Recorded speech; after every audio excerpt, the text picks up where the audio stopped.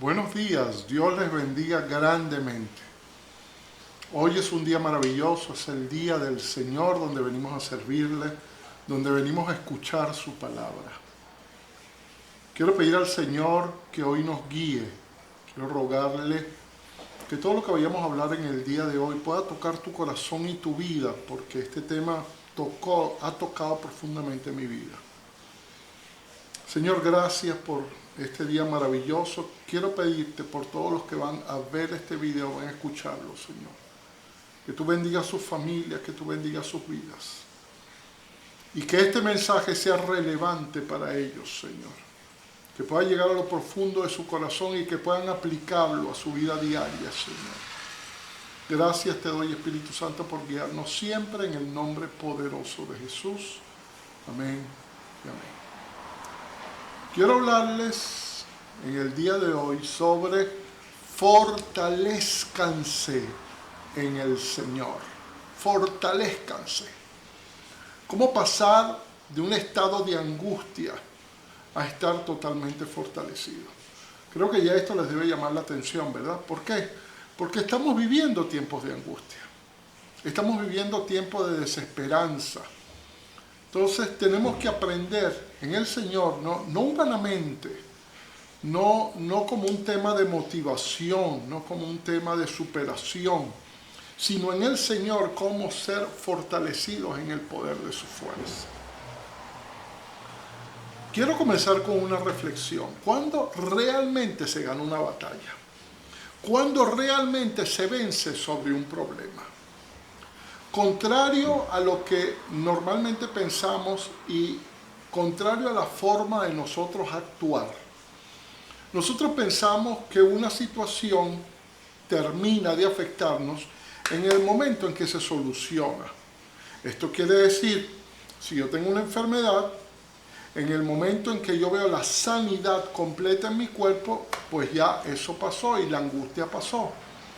Que si yo tengo una deuda, pues en el momento que la deuda se ha cancelado, que yo logre cancelarla, ya la angustia pasó.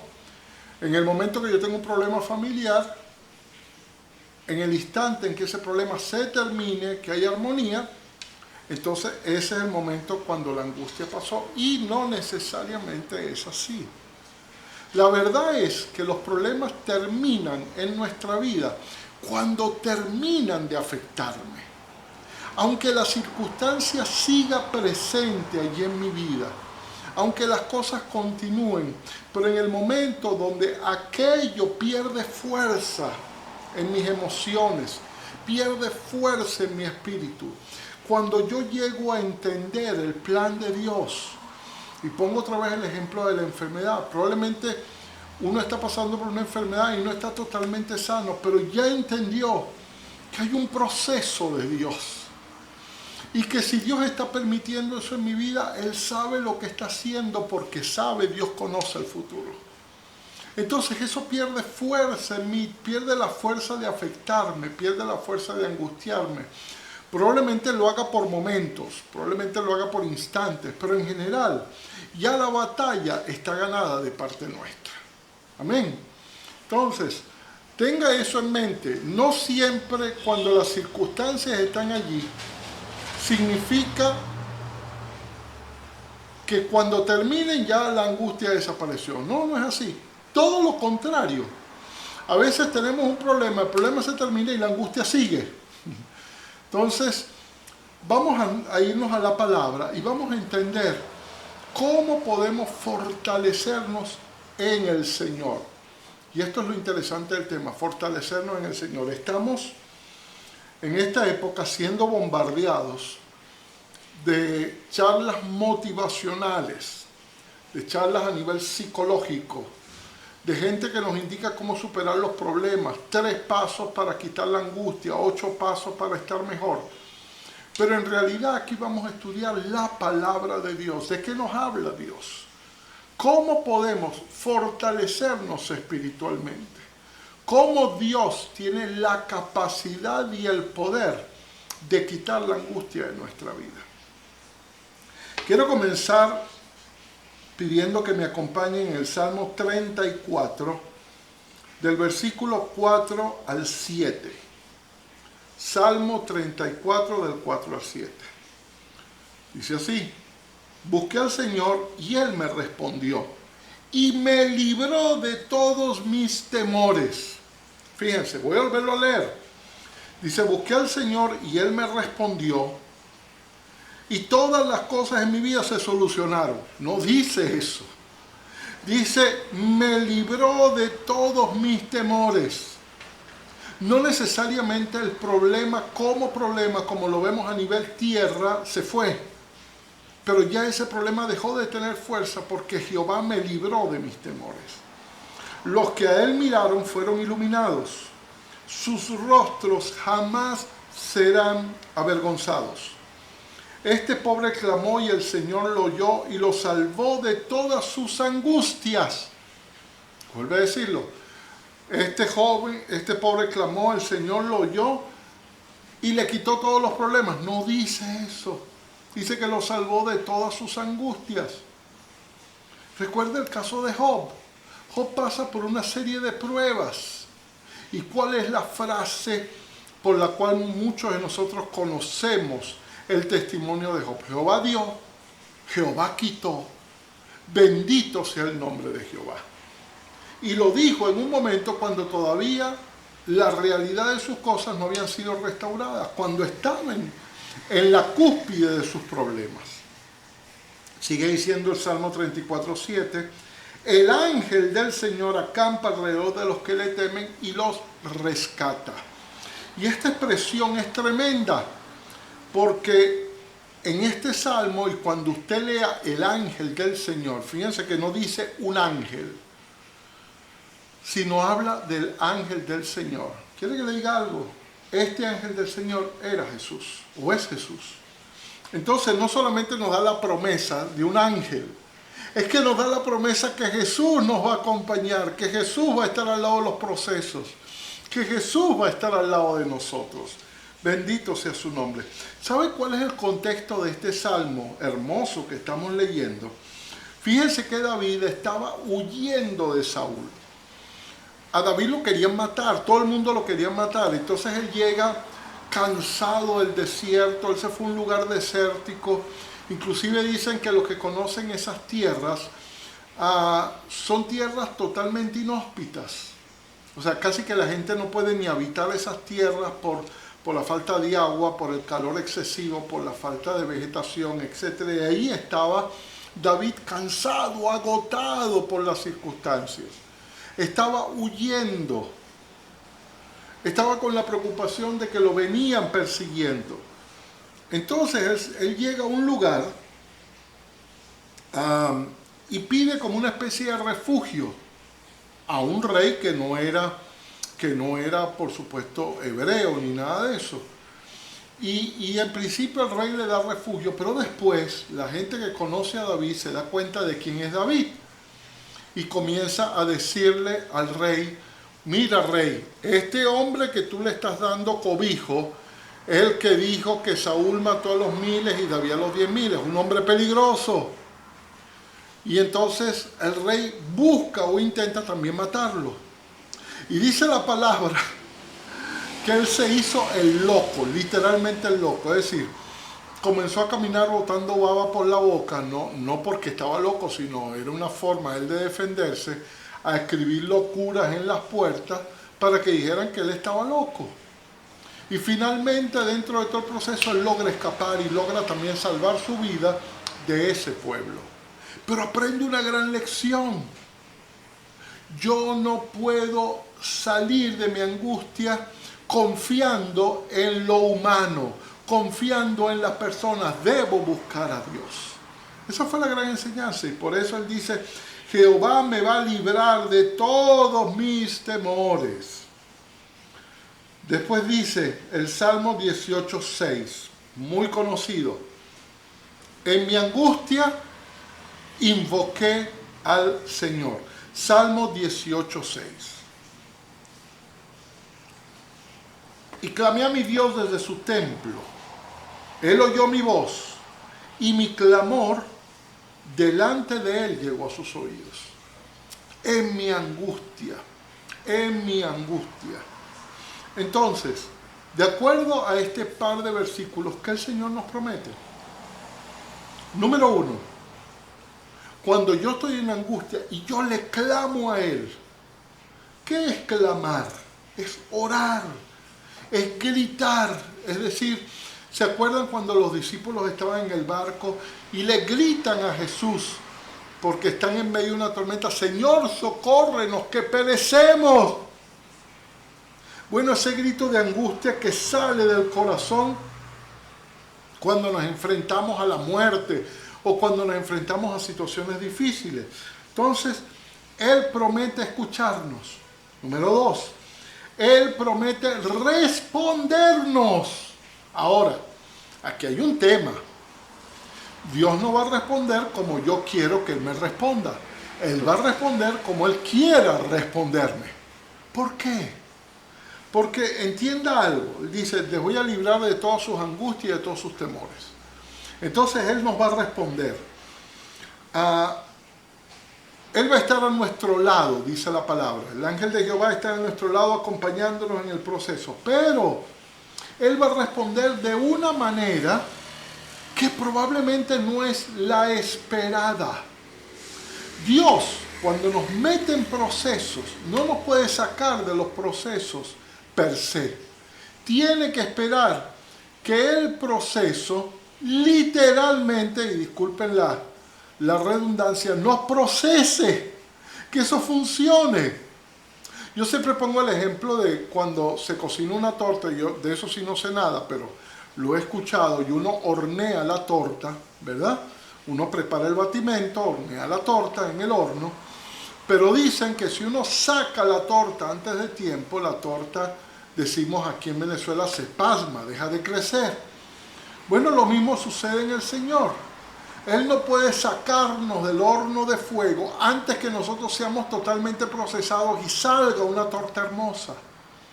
Entonces, aunque nosotros le pidamos por la desesperación, por el calor, por la angustia, Señor, sácanos, sácanos, sácanos, no lo va a hacer. Nos va a responder diferente. Ahora, ¿qué es lo que Él no nos promete? Fíjense. Número 1, solucionar nuestros problemas desde nuestra propia perspectiva. Por eso, esto de decretar, no. Porque Dios no se va a dejar manipular por el hombre. Dios no va a tomar decisiones basadas en lo que el hombre determine o diga. ¿Por qué? Porque Dios se mueve en el futuro, porque Dios conoce nuestro pasado, porque Dios conoce lo que sentimos por dentro, conoce nuestras reacciones, conoce nuestros dolores. Entonces Él tiene que a veces esperar. Entonces no va a solucionar las cosas de acuerdo a nuestra propia perspectiva. Y número 2, no va a hacer, porque no lo promete, puede hacerlo, pero no necesariamente va a hacer que todo desaparezca sobrenaturalmente. No lo va a hacer. ¿Y por qué? Porque muchos problemas, muchas situaciones que te traen angustia están puestos allí por Dios. Los está permitiendo Dios. Y los está permitiendo porque Él necesita procesar nuestra vida. Y esta es la única forma de Él madurarnos. Es la única forma de hacernos crecer. Entonces la idea no es que Él retire las circunstancias, sino que en medio de las circunstancias Él nos bendiga. Dicen que hubo hace tiempo una feria, un concurso, vamos a decirlo de esa manera, donde varios pintores tenían que representar, el tema era la paz. Y ellos tenían que representar a través de una pintura la paz. Entonces llegó alguien que dibujó un amanecer en un mar en silencio, algo apoteósico. Otro dibujó un anochecer de lunas estrelladas, etc. Y hubo un hombre en particular que dibujó un torrente de agua muy fuerte, una cascada que se veía en el cuadro que era un torrente de agua muy fuerte. Entonces las personas que lo estaban evaluando se acercaron al pintor y le dijeron, mira, ¿por qué esto representa la paz? si lo que transmite la pintura es un torrente de agua, es angustia, es velocidad, es ruido. Dice, hey, es que ustedes no han visto bien esa pintura, acérquensela y vean. Y cuando se acercaron, detallaron que en medio de esa torrencial cascada había una ramita.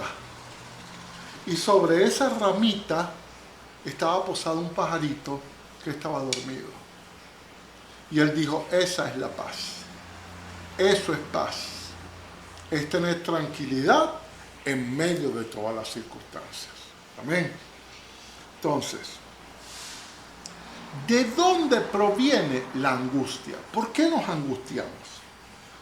Literalmente la palabra en el original significa estar en estrecho. Es como cuando literalmente tú sientes que el mundo se te viene encima, que pasa una cosa, que pasa otra, etc.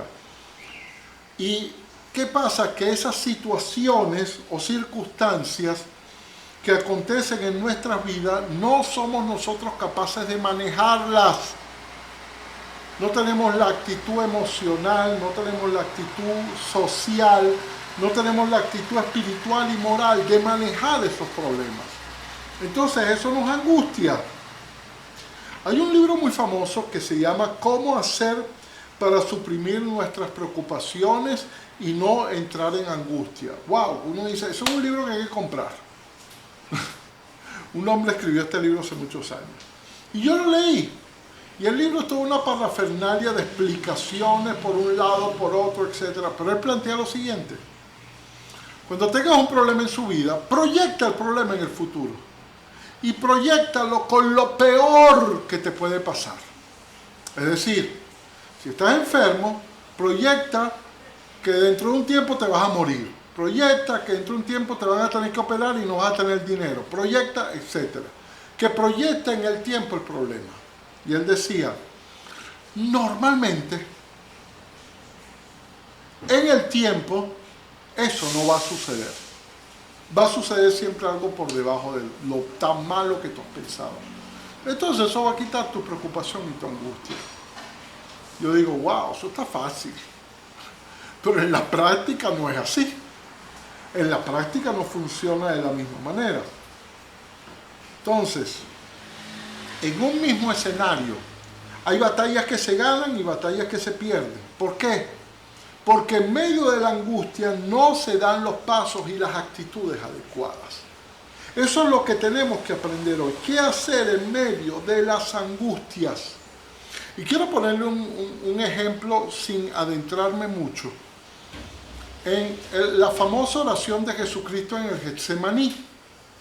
Ahí había dos personajes, bueno, había varios personajes, pero había dos principales, que uno era Jesucristo y el otro era, de entre los apóstoles que estaban con él, era Pedro. ¿Qué les dice Jesús? Oren para que no entren en tentación, oren. Dice la palabra que ellos estaban angustiados y que el cansancio los fue venciendo. Y Jesucristo 3 veces se acercó a ellos para despertarlos. Y yo quiero decirte algo, esto es una palabra para ti en tu vida hoy. A veces nosotros no tomamos en cuenta las advertencias de Dios. Y a veces Dios nos advierte. Y pensamos, bueno, para orar siempre hay tiempo. Para cambiar siempre hay tiempo. Para ir a la iglesia siempre hay tiempo. Para escuchar una prédica siempre hay tiempo. Y nos dilatamos. Y no hacemos las cosas cuando Dios dice que las hagamos. En ese mismo escenario, bajo las mismas condiciones, dice la palabra, que Jesucristo estaba angustiado, que tenía su alma en angustia, porque Él tenía que tomar una decisión con la cual su carne batallaba. Él entendía que había un propósito. Él sabía que Él finalmente había nacido en la tierra para morir. Pero batallaba y le decía, Pedro, por favor, ora. Pedro, por favor, acompáñame. Pedro, quédate conmigo. Y finalmente llegó un momento cuando Jesús dijo, bueno, ya párense, despiértense, ya no hay nada que hacer. Ya viene el que me entrega, ya el tiempo de interceder se terminó. Ahora, ¿qué es lo interesante? Que Jesús entró angustiado y salió fortalecido.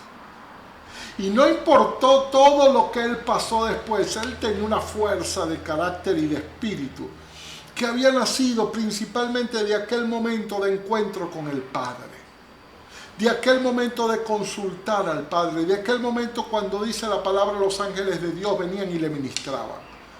De ahí salió la fortaleza de Jesús. ¿Pero qué pasó con Pedro? ¿Qué le sucedió a Pedro después? Y ustedes recuerdan. Primero le negó 3 veces. Después le costó creer que había resucitado. Y aún después de verlo resucitado, verlo con hechos, de haberlo visto, haberlo tocado, llegó un momento que dice la palabra en Juan, que él se encontraba en el mar y que dijo, mira, ¿sabes qué? Yo volví otra vez pescador, yo no le veo sentido a la vida, todo lo había perdido. Porque en aquel momento, cuando tenía que ser fortalecido, no lo hizo. Y esto es una gran enseñanza para ti y para mí. Estamos en tiempos de angustia. No es el momento para no hacer las cosas, es el momento para hacerlas. Entonces quiero hacerte un gran llamado hoy. No desprecies el llamado de Dios. Si Dios te está llamando, es por algo. Si Dios te está pidiendo fortalécete, es por algo. Es porque Él tiene planes con nuestra vida. Y no puede ser que hayamos entrado 6, 7, 8 meses en esta pandemia y que salgamos peor librados de cómo entramos. Todo lo contrario, y sabe, en lo natural es normal. ¿Qué ha traído la pandemia? ¿Qué ha traído la pandemia? Desasosiego. No sabemos qué va a pasar en el futuro. La mayoría de nosotros está padeciendo gravemente el problema de sustento, en todo sentido. Tenemos mucho miedo en cuanto a la parte médica, de contaminarnos o no contaminar. Todo eso lo trae la pandemia. Y eso nos afecta, y eso nos angustia, y eso hace que nosotros estemos en estrecho. Es decir, el mundo se nos viene encima de repente. Lo único es que como estamos en casa pareciera que no lo sentimos mucho. Pero hermanos, es tiempo de fortalecernos en el Señor. Entonces, vamos a estudiar por un momento de la angustia a la fortaleza. Vamos a estudiar qué hizo David en medio de una situación de angustia. ¿Qué hizo David en una situación estrecha, donde todo le cayó encima? Y quiero que por favor me acompañe a 1 de Samuel, capítulo 30. Del versículo 1 hasta el final. Ponga 1 y siguientes. 1 de Samuel 30, del 1 al final. Y escuche esta historia. Esta historia es una historia que literalmente nos para los pelos. O sea, si nosotros hemos estado en angustia, piense un momento esta situación. Y aconteció que cuando David y sus hombres llegaron a Siclag al tercer día, David y sus hombres habían estado peleando. Regresan a Siclag y los amalecitas habían hecho una incursión en el Negev contra Siclag. Y habían asolado a Siclag y le habían incendiado. Se llevaron cautiva a las mujeres y a todos los que estaban en ella, grandes y pequeños, sin dar muerte a nadie. Se los llevaron y siguieron su camino. Cuando llegaron David y sus hombres a la ciudad, he aquí que había sido quemada. Es decir, en un momento habían perdido todo. Posesiones materiales, lugar donde vivir, pero peor, habían perdido a todas sus esposas, a todos sus hijos. Y no sabían, aquí el registro nos dice que no las mataron, pero ellos no sabían nada. He aquí habían sido quemadas sus mujeres, sus hijos y sus hijas habían sido llevados cautivos. Entonces David y la gente que estaba con él alzaron su voz y lloraron hasta que no les quedaron fuerzas para llorar. Y anote eso, subraye eso, hasta que no le quedaron fuerzas para llorar. Hay una primera reacción. Frente a una circunstancia traumática, frente a una circunstancia angustiante, ¿cuál es mi primera reacción? Llorar, desesperarme, es una reacción humana, una reacción natural. Ahora, en el caso de David, él afrontaba un problema o un drama personal, ¿verdad? ¿En qué sentido? Bueno, se habían llevado a Abigail, a su esposa, se habían llegado a sus mujeres, pero además enfrentaba un drama colectivo, que habían sido arrasadas todas las mujeres y los niños de toda la tribu de Israel. Y la situación empeora porque más adelante leemos, ¿verdad?, que la gente comenzó a culpar a David y que lo querían apedrear. O sea, imagínese algo, imagínese esa situación. Yo llego y todo lo mío se fue a la basura, todo se murió, no tengo esposa, no tengo nada. Pero lo poco que tengo yo a mi lado, que yo esperaría que por estar pasando algo similar nos apoyáramos, me quieren apedrear. Me están culpando por algo que yo no he hecho. Quizás yo cometí el error de ir a la guerra y dejar esto descuidado, pero finalmente yo no fui el que trajo la destrucción. Las dos mujeres de David, Ahinoam, Jezreelita y Abigail, la viuda de Nabal, el de Carmel, había sido llevada cautiva. Entonces fíjense, él estaba angustiado y David estaba muy angustiado porque la gente hablaba de apedrearlo. Pero fíjense lo que dice más adelante. Pues todo el pueblo estaba amargado. Todo el pueblo estaba amargado. La amargura y la desesperación siempre serán malos consejeros. Hacer las cosas cuando estamos deprimidos nos vuelve reactivos. No nos permite pensar adecuadamente. Reaccionamos. Y después que reaccionamos, decimos cosas de las cuales después nos arrepentimos. Hacemos cosas de las cuales después nos arrepentimos. Y tenemos que llegar, como decimos aquí en Venezuela, con el rabo entre las piernas. Porque nos dimos cuenta que nos equivocamos. Dice, estaban amargados cada uno a causa de sus hijos e hijas. Punto. Y aquí viene esta frase o esta oración. Dice, mas David se fortaleció en el Señor, su Dios. Gloria a Jesús. Mas David se fortaleció en el Señor, su Dios. Quiero decirte dos cosas. No puedes ir a una guerra si ya estás derrotado. David no podía ir a recuperar lo que tenía que recuperar si él ya se sentía derrotado. Y estar en amargura, en angustia, es estar derrotado. Otra cosa que entendió David, no era tiempo de discutir. No era tiempo de razonar con la gente. Porque no lo iban a entender, porque estaban amargados. No era tiempo de dar explicación. Era el tiempo de actuar y de fortalecerse en el Señor. Dice el Salmo 9:9 al 10. Salmo 9, de 9 al 10. El Señor será tu baluarte para el oprimido, baluarte en tiempos de angustia. En ti pondrán tu confianza los que conocen tu nombre.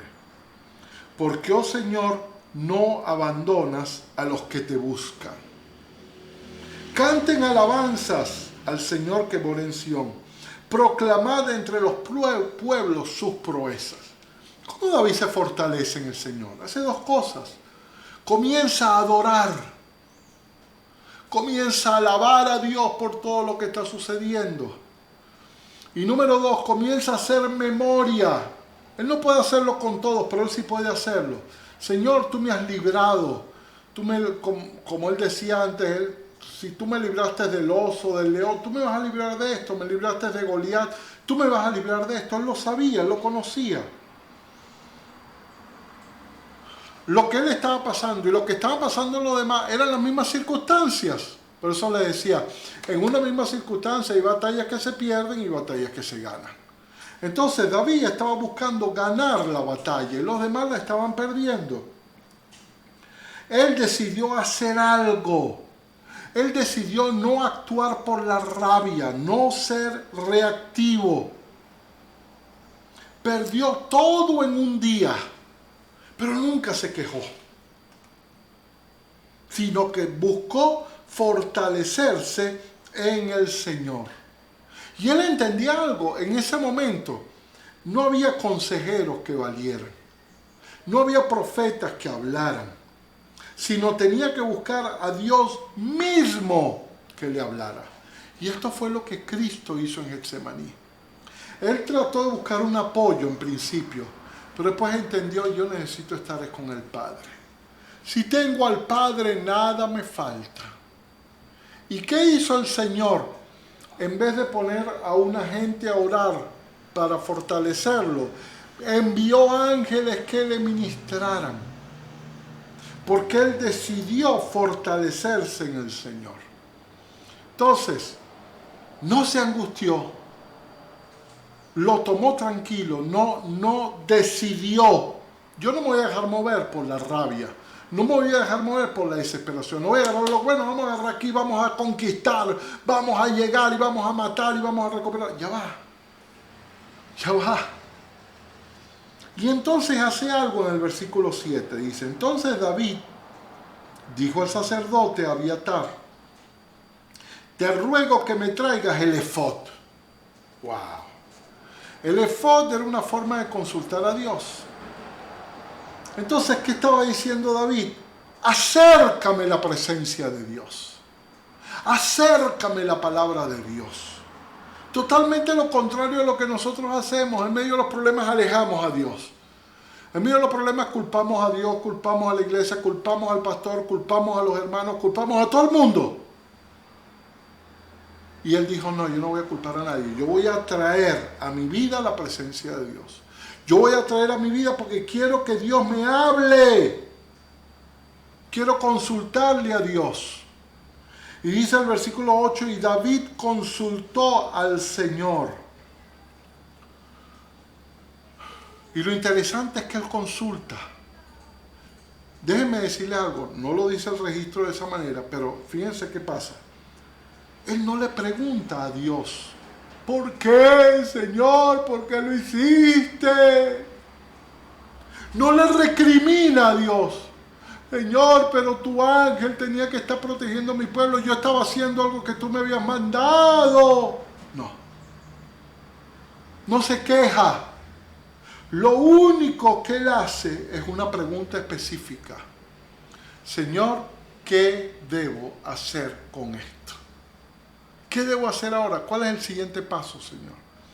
Y acuérdate que mientras él está ahí, en la presencia de Dios, consultando el efod, afuera hay gente que todavía quiere apedrearlo, afuera hay gente que está angustiada, afuera hay gente que está llorando. Pero David tenía una característica que era muy diferente a Saúl. David no se dejaba presionar por el pueblo. Él mantenía una posición espiritual. Saúl no. Dice Saúl: oye, que viendo que Samuel no llegaba, agarró y hizo los sacrificios. Y dice la palabra: actuó locamente. Y en un momento perdió todo Saúl. David no era así. David no actuaba locamente. David iba paso por paso, paso por paso. Y ese es tu llamado hoy: paso por paso. Consulta a Dios. ¿Estás en angustia? Consulta a Dios. No le recrimines. No te alejes de la presencia. Cuando tú estás en problemas, no es el momento de faltar a la iglesia. Cuando estás en problemas, no es el momento de decir: bueno, dejamos que esto se solucione para yo poder buscar a Dios.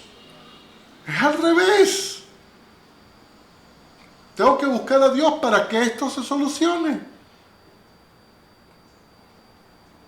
Y él le pregunta a Dios: ¿perseguiré esta banda? ¿Podré alcanzarlos? Y fíjense lo que Dios le responde. Y le da una palabra direccional.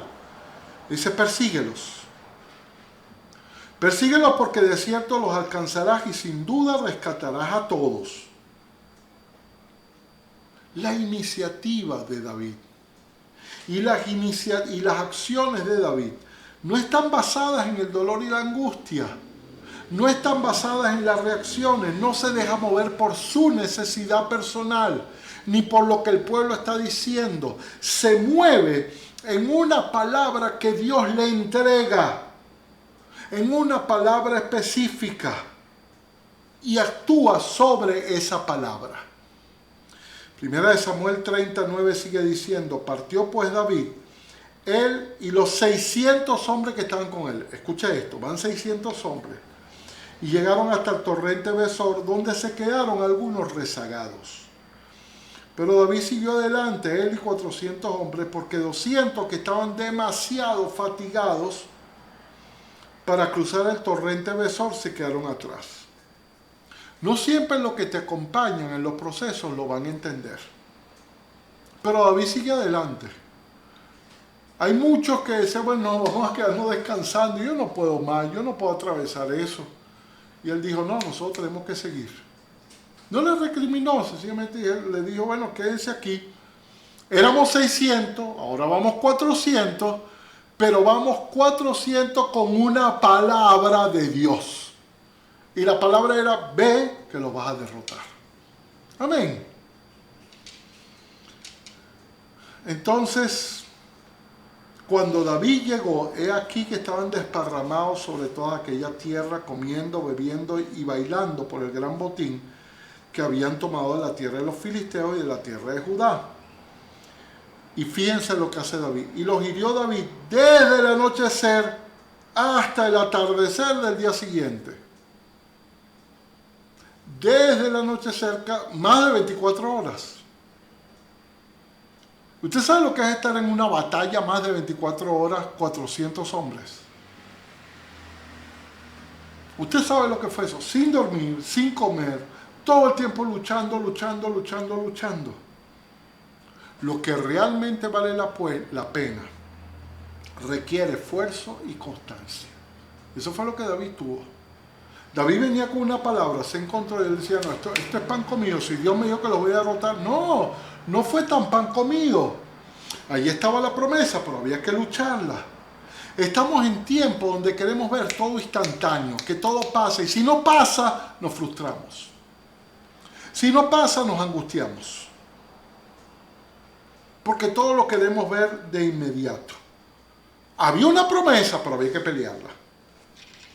Sigue diciendo: ninguno de ellos escapó, excepto 400 jóvenes que montaron en camellos y huyeron. David recuperó, escuché esta oración, todo lo que los amalecitas habían tomado, y también rescató a sus 2 mujeres. Es decir, nada se perdió. Nada. Lo recuperó todo. Ahora, quiero darte aquí una palabra de advertencia. Y quiero que me escuches. No todo en esta vida, no todo vale la pena recuperarlo. Hay cosas que hay que abandonarlas y hacerlo de nuevo. Por eso necesitas la dirección del Espíritu, de no empecinarte en arreglar cosas que no se pueden arreglar, que ya Dios las desechó. Pero nosotros nos empeñamos y somos fracaso tras fracaso tras fracaso tras fracaso. Consulta a Dios. Nada de lo que era de ellos les faltó, pequeño, grande, hijos, hijas. También tomó David las ovejas y el ganado de los amalecitas. Y sucedió algo interesante, que cuando ellos estaban regresando, David repartió el botín con los que se habían quedado rezagados. Y los que lo habían acompañado: ¡hey! Pero si ellos no pelearon, ellos se quedaron aquí. Y David dijo: no. David tenía un corazón muy grande, un corazón que no guardaba rencor, un corazón que no pensaba en retaliaciones, un corazón abierto. Y dijo: si el Señor nos bendijo, nosotros vamos a bendecir. Si el Señor nos ha dado, vamos a devolverles a todos. Y los bendijo.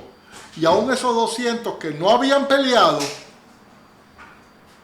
recibieron la recompensa de todo el ejército que había peleado.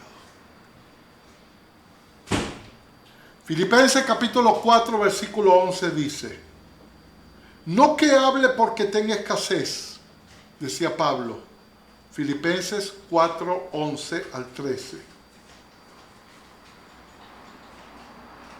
Pues he aprendido. Tienes que aprender. He aprendido. Tienes que aprender. Este proceso hay que aprenderlo. Este proceso no es natural. No es sí es natural. No es instantáneo. Amén. Hay que aprenderlo. Entonces decía Pablo: y he aprendido a contentarme cualquiera que sea mi situación. Sé vivir en pobreza y sé vivir en prosperidad. En todo y por todo he aprendido el secreto de estar saciado como de tener hambre. He aprendido, tienes que aprenderlo. Porque si no, la angustia no se va a ir. De tener abundancia como de sufrir necesidad. Todo lo puedo en Cristo que me fortalece. Nosotros leemos esa última parte, pero no leemos lo de arriba. Todo lo puedo en Cristo que me fortalece porque lo he aprendido. Porque lo he aprendido. Segunda de Corintios 6, 8 al 10 dice: en honra y en deshonra, en mala fama y en buena fama, como impostores pero veraces, como desconocidos pero bien conocidos, como moribundos pero he aquí vivimos, como castigados pero no condenados a muerte, como entristecidos mas siempre gozosos, aleluya, como pobres pero enriqueciendo a muchos, como no teniendo nada pero poseyéndolo todo. Oro al Señor de todo corazón que esta palabra pueda llegar a tu vida, que podamos salir de este tiempo de angustia en victoria. Pero entiende algo: he aprendido, tengo que aprender, y aprende a dar los pasos, aprende. No reacciones desde tu dolor, no reacciones desde tus sentimientos. Consulta a Jehová. Consultemos al Señor. Consultémosle a Él. Adorémosle a Él. Recordemos, hagamos memoria de todo lo bueno que Él ha hecho. Y tengamos un corazón abierto y grande para no tener raíces de amargura. Para no movernos en la venganza y en la retaliación, sino decir: Señor, si tú me has fortalecido, a ti sea toda la gloria y la honra. Señor, quiero darte gracias por este tiempo maravilloso. Y gracias por todos los que nos han podido escuchar. Bendíceles. Yo declaro que esta palabra llega a sus vidas en este día. Yo declaro que hoy mismo serán fortalecidos. Que hoy mismo comenzará este proceso en su vida. Tócale, Señor. Háblale, Señor. Háblale de las áreas donde ellos tienen que ser fortalecidos. Y te doy gracias en el nombre de Jesús. Amén y amén. Gracias. Quiero pedirte, como siempre, que lo compartas, que compartas este mensaje. Esa es la forma como Dios nos está dando para poder esparcir la palabra. Compártelo. Y lo otro, haznos saber que nos estás escuchando, salúdanos o algo. Para nosotros es de gran bendición saber que tú estás allí con nosotros. Dios te bendiga grandemente. Recibe la paz de mi esposa, mío, de mi hijo. Reciban la bendición sobre su vida. Y le doy gracias a Dios por cada uno de ustedes. Les amamos. Y recuerda lo que dice Romanos 8. Si Dios pelea de tu lado, ¿quién podrá oponerse en contra de ti? Dios te bendiga. Cuídense y guárdense. Un abrazo.